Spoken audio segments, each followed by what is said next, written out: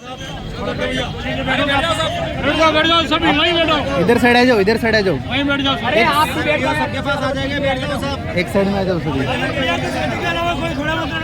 बस बस सभी मीडिया वाले एक साइड में आ जाओ थोड़ा सा, कि क्या रहेगा कि पीछे वाले को। उदयपुर संभाग के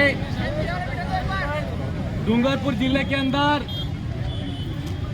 गौड़ा थाने के अंदर भाई दिलीप आहारी को पुलिस प्रशासन द्वारा 26 तारीख के दिन उठाया गया। ये जानकारी सोशल मीडिया के माध्यम से आज पता चल रही है और पुलिस प्रशासन ने यह बताया कि भाई दिलीप आहारी चोरी के इल्जाम के अंदर उनको हिरासत के अंदर लिया गया था। उसके बाद में पुलिस प्रशासन द्वारा दिलीप आहारी को बर्बरतापूर्वक, अमानवीयतापूर्वक प्रशासन द्वारा मारपीट की गई और मारपीट करने के बाद में पुलिस प्रशासन ने थाने के अंदर मारने के बाद में उनकी मौत हो चुकी थी, लेकिन फिर भी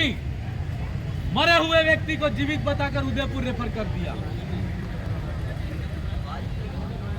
आज स्थिति यह आकर बन बैठी है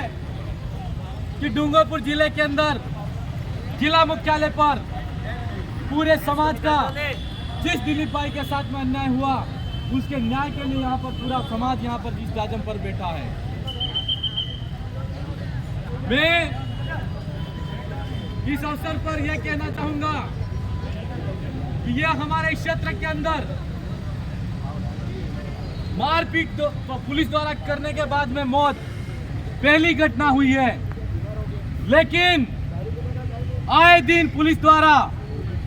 हमारे इस उदयपुर संभाग के अंदर आदिवासी बाहुल्य इलाके के अंदर बोले वाले समाज के साथ में पुलिस द्वारा आए दिन उठाकर उनको हिरासत में लेकर मारपीट करके बाहर छोड़ दिया जाता है। मैं प्रशासन से भी कहना चाहूंगा और साथ साथ गूंगी बहरी हिंदी सरकार से भी कहना चाहूंगा कि इस इलाके को आप ऐसा मत समझो कि पहले की तरह हमारे यहाँ लोगों को पुलिस द्वारा उठाकर मारपीट करके छोड़ दिया जाता था। आज इस उदयपुर संभाग के अंदर ही नहीं, इस देश के अंदर भी किसी के साथ में कुछ अत्याचार शोषण होगा, चाहे किसी के द्वारा किया जाएगा, चाहे सरकार के द्वारा किया जाए, चाहे प्रशासन के द्वारा किया जाए, लेकिन हर जवाब का, हर अत्याचार और हर शोषण का जवाब समाज इकट्ठा होकर देगा, ये मैं कहना चाहूंगा। और सरकार से भी कहना है और पुलिस प्रशासन से भी कहना है कि ये घटना मारपीट द्वारा पहली मौत है, लेकिन आए दिन हमारे लोगों को थानों के अंदर डाल डाल के ये लोग भेड़ बकरियों की तरह मारते हैं और इतना अत्याचार और शोषण करते हैं जिसका हम अगर हिसाब लगाए तो हिसाब भी नहीं हो सकता। लेकिन मेरे भाइयों, मेरा आप सबसे भी कहना है और निवेदन है, ये जिला मुख्यालय पर एक दिलीप आहारी की मौत के लिए इतना धरना इकट्ठा होकर हम धरने के रूप में यहाँ पर बैठे हैं, लेकिन किसी भी आदिवासी के साथ में या किसी के भी साथ में अगर पुलिस प्रशासन अगर गलत अत्याचार शोषण करे और गलत तरीके से अगर वो उठाती है तो निश्चित तौर पर प्रत्येक ब्लॉक मुख्यालय पर यह धरना होना चाहिए। और धरना इसलिए होना चाहिए कि आज की तारीख में राजा महाराजाओं के समय सेना जिस तरीके से राजा के लिए काम करती थी, यह पुलिस भी सरकार के लिए ऐसे ही काम करती है और हमारे साथ में अत्याचार शोषण करती है। आज ये भाई दिलीप आहारी की मौत हुई है, यह घटना पूरे समाज को शर्मसार करने वाली घटना है और सरकार को भी कहना चाहूंगा कि अगर सरकार वाकई में दलित के साथ में है, जिसके साथ में शोषण हुआ उसके साथ में है, तो दिलीप भाई के साथ में इस समाज की जो आम राज से जितनी मांग हमारी मांग है वो समस्त मांगे पूरी होनी चाहिए। पूरी होनी चाहिए कि नहीं पूरी होनी चाहिए? और लिखित तौर पर होनी चाहिए। और अगर सरकार जब तक अगर हमारी मांग को पूरी नहीं करेगी, यह धरना, यह आंदोलन जारी रहेगा और अनवरत तौर पर जारी रहेगा। और आप सबसे कहना है, ये पुलिस की पहली घटना है, लेकिन हमारे लोगों को ऐसे मारा जा रहा है, ऐसे पीटा जा रहा है, ऐसे दबाया जा रहा है। जो भी भाई अगर सही आवाज उठाता है या व्हाट्सएप मीडिया के माध्यम से छोटा सा SMS समाज के नाम से करता है, उस भाई को थाने के अंदर डाला जा रहा है। सरकार के अंदर और प्रशासन के अंदर पुलिस नौकरी नहीं कर रही है, पुलिस अपनी जिम्मेदारी नहीं निभा रही है, वो सरकार के नुमाइंदे के तौर पर वहाँ ऐसा काम कर रही है जैसे बीजेपी का सर्टिफिकेट लेके वो थाने के अंदर नौकरी है।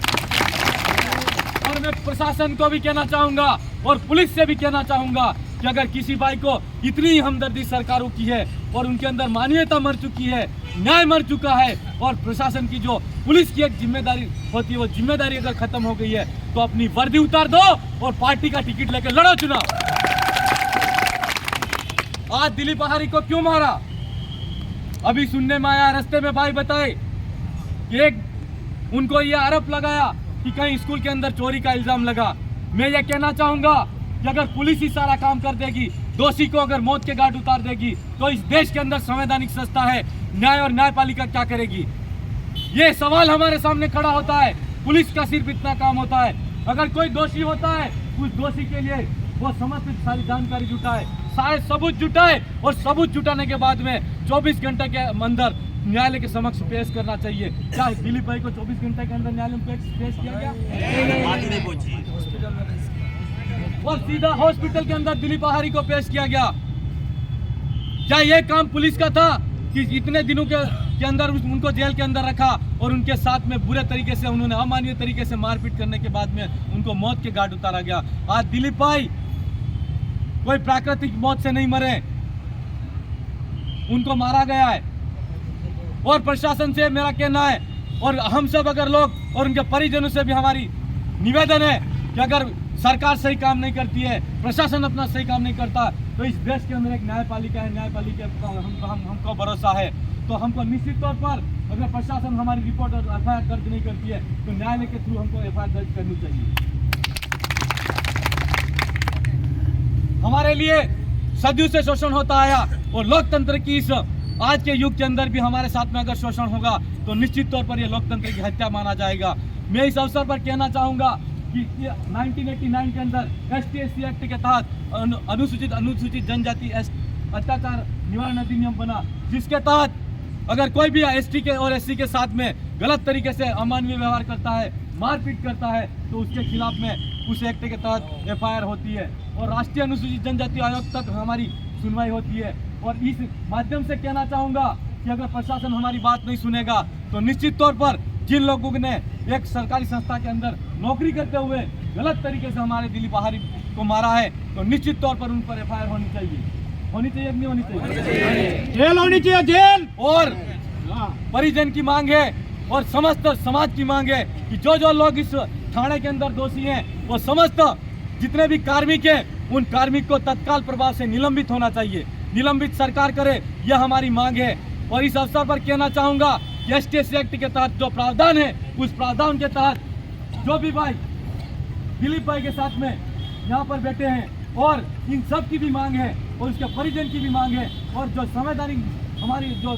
न्यायिक प्रणाली के तहत हम मांग करना चाहेंगे कि ST/SC एक्ट के तहत भाई दिलीप बहारी को मारा है, इसके तहत उनके खिलाफ में एफआईआर होनी चाहिए और निलंबित तो होना ही चाहिए, साथ साथ उनको जैसी भी किया जाना चाहिए, जेल भी होनी चाहिए कि नहीं होनी चाहिए? एक आदमी को मारना, आप इस जिस संस्था के अंदर बैठो, आज पुलिस एक समय के अंदर आम हर आदमी अगर हम जाते हैं तो प्रशासन जिला मुख्यालय का हो चाहे ब्लॉक स्तर पर थाना बना हो, उसके अंदर एक स्लोगन लिखा हुआ होता है कि अपराधियों में डर और आम जन में विश्वास, लेकिन यह पुलिस अपना सही तरीके से काम नहीं कर रही है। आज उस स्लोगन को बदल देना चाहिए। मैं सरकार से भी कहना चाहता हूं, आज अपराधियों में विश्वास है और आम जन के अंदर डर छाया हुआ है, ऐसा पुलिस काम कर रही है कि नहीं कर रही है?